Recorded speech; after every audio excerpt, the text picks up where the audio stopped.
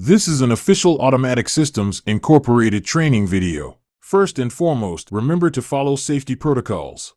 Lock out, tag out, and isolate all power to all connected equipment up and downstream. Always remember proper personal protective equipment. This content does not constitute professional advice, and viewers should consult relevant experts for their specific needs. Today, we will be demonstrating the process of belt tracking.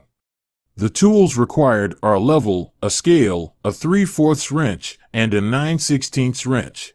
Okay, in this video we're going to demonstrate how to track a belt if it gets misaligned. What we're going to run through first here though is basic setup to make sure that before you start the belt everything is set square and all the dimensions are square with the end pulleys in the center of the conveyor belt. Start by making sure the end pulleys and snub pulleys are square with the conveyor and even on both sides. Place a straight edge across the end of the conveyor. Using a scale, measure the distance between the straight edge and belt on both sides of conveyor to check for equality.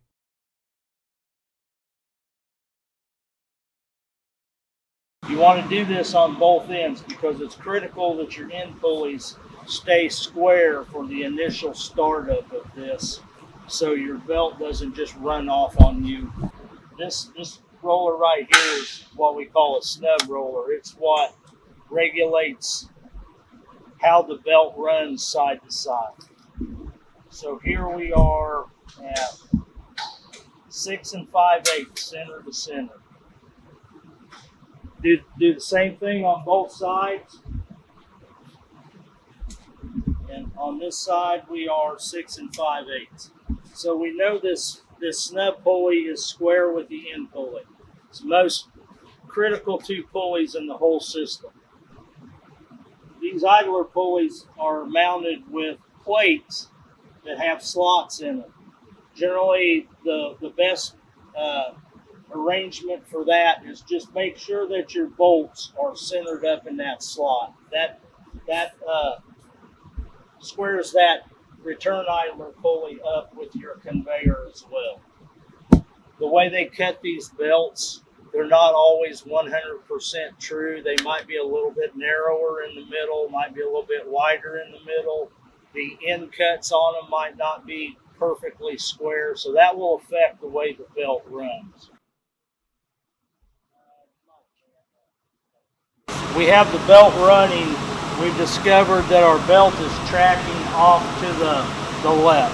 Our gap between this pulley and this pulley are misaligned. So in order to get the belt to run back to the right, we need to tighten the gap between this pulley and this pulley. We need to close those two pulleys together. When you're looking at this, it's the rule of thumb, it's like riding a bike. You're looking at the direction of the belt travel, and if you want it to go to the left, you steer like with the right forward or the left back. If you want it to go to the right, you go left forward, right back. So on this pulley, the belt direction is actually going towards the end of the conveyor. So we're looking at it, we want it to move to the left, so we steer right forward. So I'm going to take this bearing and I'm going to move it forward and close this gap. You close your gap between your end pulley and your snub pulley, and that tightening will actually push the belt away from this side.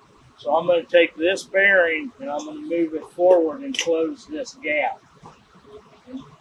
All you got to do is you loosen your 2 3/4 inch nuts on your pulley or on your bearing.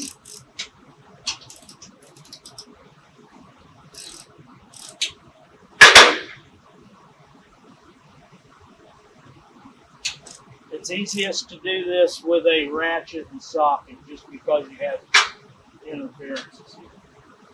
Then with the 3/4 inch end ratchet, the 9/16 end ratchet, loosen your jam nut and then start pushing your pulley forward with your jack bolt.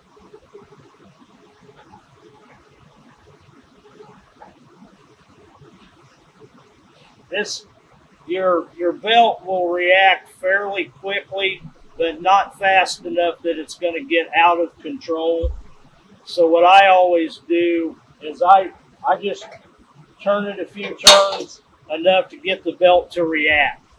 You close your gap between your end pulley and your snub pulley, and that tightening will actually push the belt away from this side. And you can see the belt starting to move here now.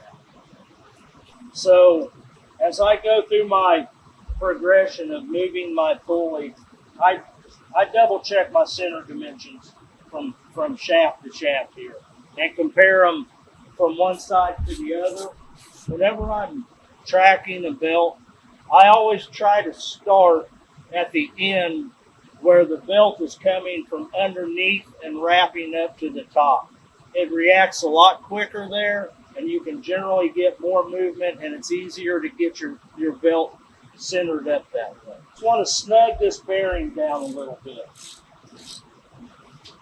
so we know that it's not moving, because a lot of times what happens, just that simple action of snugging that pulley will allow this belt to move one way or another. So then we'll snug that up, and then we just watch it for a couple of minutes. I'll have a side guard on your pickup pulley. You can take that off. It just slips on and off. It's very easy to do. And then you can see your belt running inside there.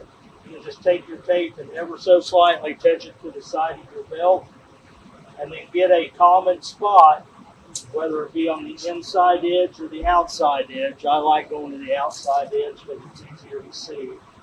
There we have it's about 1 3/8 from the edge of our belt. Now we'll go over to the other side of the belt. Take a dimension here the same way I did on the other side.